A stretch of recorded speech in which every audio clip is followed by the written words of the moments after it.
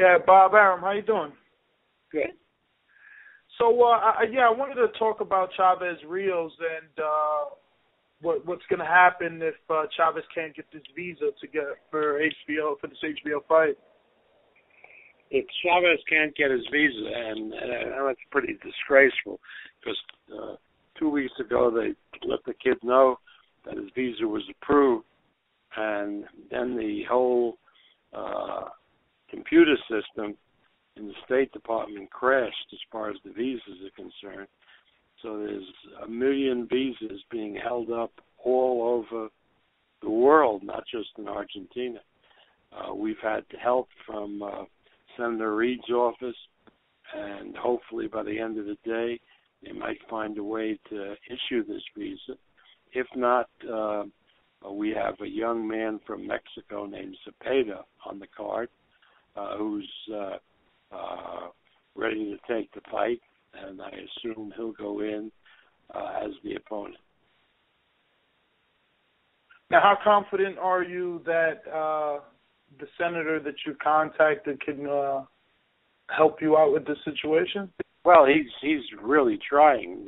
This is the majority leader of the United States Senate, Harry Reid, and he's in contact with the consulate in Argentina, and they promised him an answer today. They're doing whatever they can to spit out this visa, but having a very difficult time because the computers are down.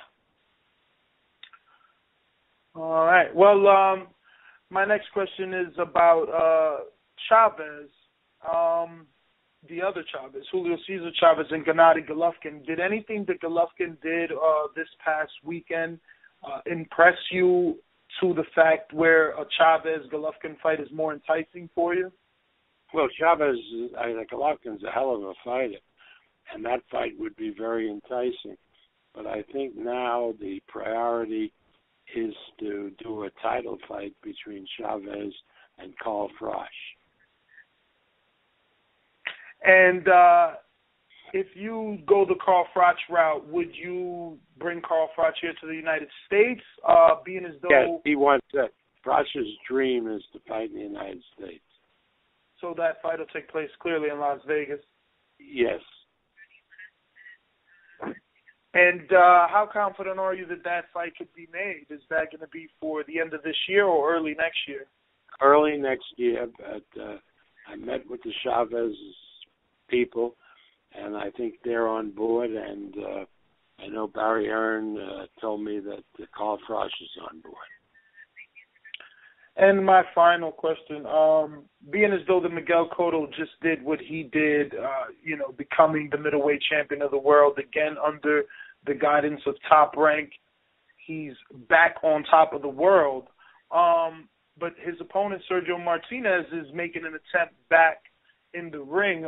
Do you give him any sort of chance moving forward, being able to resurrect his career? I would hope so. Sergio is a great fighter. He had a very bad night with Cotto, but I would hope that he can make a good comeback now, and I wish him the best. And Cotto moving forward, there was talks clearly of Bradley. There's even been mention of a Chavez possible fight, but, Cotto's date is nearing in. He wants to fight again one more time this year. What direction are you guys looking for Cotto?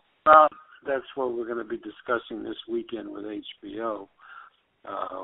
We want to make a fight in December for him in Madison Square Garden.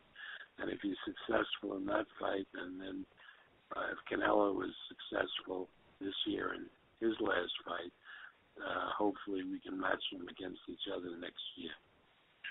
Do you think that HBO can offer you and Cotto enough money to make a Golovkin fight for a unification at 160 in Madison Square Garden? I think the real problem is whether that late in December, after Mayweather fights on pay-per-view, Pacquiao fights on pay-per-view, that there's enough money around to make it worthwhile to do a Cotto-Golovkin fight. Makes sense. Well, Bob, thank you very much for your time, and always welcome. a pleasure. Okay, good. Thank you.